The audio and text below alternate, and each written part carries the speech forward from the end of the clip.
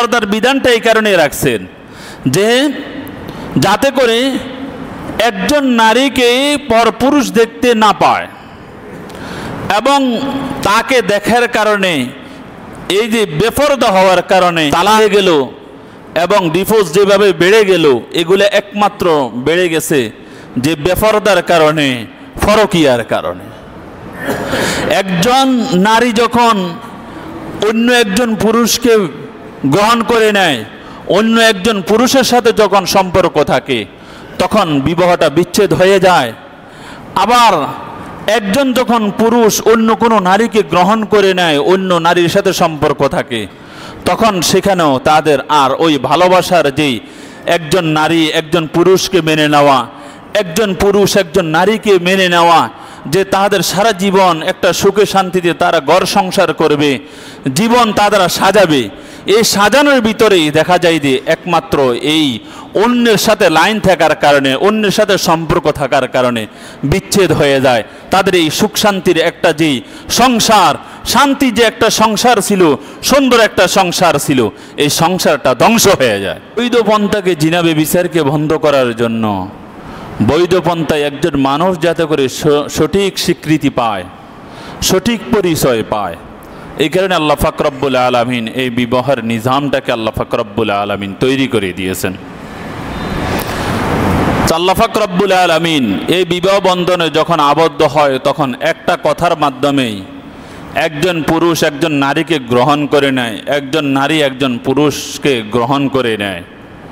তাহাদের মৃত্যুর আগ পর্যন্ত তাহারা সারা জীবন এই দুইজনে একসাথে থাকবে, একসাথে চলাফেরা করবে, একজন আরেকজনের দুঃখে সুখে পাশে থাকবে।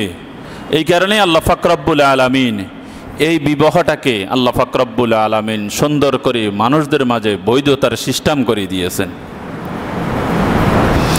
কিন্তু আমাদের এই বিবাহ বন্ধনে, বিবাহের ক্ষেত্রে যে একটা শব্দ ইজাব এবং কবুল, যে গ্রহণ করছে, আমি কবুল করলাম, এই কথাটার মাধ্যমে বিবাহটা শুদ্ধ হয়ে যায়।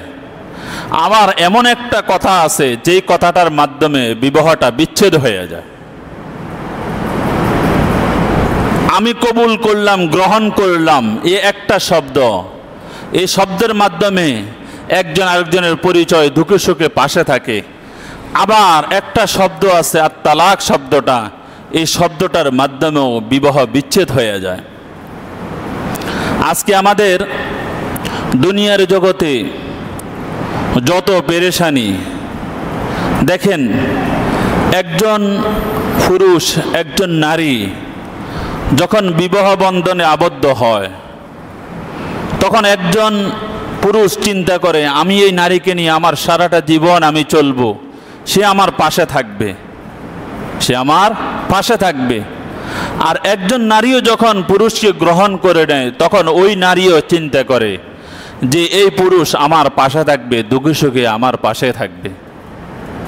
এরকম চিন্তাধারা করি একজন অপরজনকে গ্রহণ করে নেয়, সারা জীবনের জন্য নিয়ে আসে, উভয়জন পরস্পরের পাশাপাশি থাকে, সাথে একসাথেই থাকে। তাহলে এই সুন্দর একটা নিজাম, এটাকে আল্লাহ পাক রব্বুল আলামিন এইভাবে থাকার জন্য বিভিন্ন বিধিবিধান দিয়ে দিয়েছেন, যে তোমাদের ভিতরে যাতে করে ঝগড়া বিবাদ কলহ এবং কোনো যাতে করে অন্য কোনো ঝগড়া বিবাদ তোমাদের ভিতরে সৃষ্টি না হয়, সেই জন্যই আল্লাহ পাক রব্বুল আলামিন এই বিবাহ বন্ধনটাকে শুদ্ধ রাখার জন্য পর্দার বিধানও রাখছেন।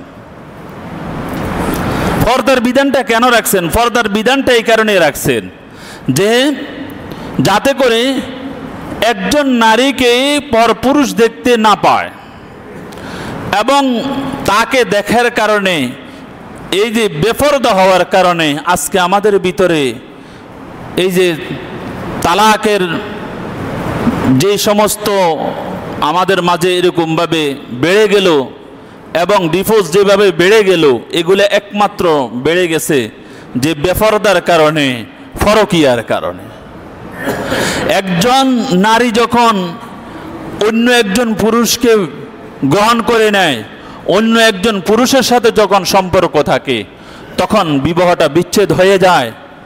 আবার একজন যখন পুরুষ অন্য কোনো নারীকে গ্রহণ করে নেয়, অন্য নারীর সাথে সম্পর্ক থাকে, তখন সেখানেও তাদের আর ওই ভালোবাসার যেই একজন নারী একজন পুরুষকে মেনে নেওয়া, একজন পুরুষ একজন নারীকে মেনে নেওয়া, যে তাদের সারা জীবন একটা সুখে শান্তিতে তারা ঘর সংসার করবে, জীবন তারা সাজাবে, এই সাজানোর ভিতরেই দেখা যায় যে একমাত্র এই অন্যের সাথে লাইন থাকার কারণে, অন্যের সাথে সম্পর্ক থাকার কারণে বিচ্ছেদ হয়ে যায়। তাদের এই সুখ শান্তির একটা যেই সংসার, শান্তি যে একটা সংসার ছিল, সুন্দর একটা সংসার ছিল, এই সংসারটা ধ্বংস হয়ে যায়।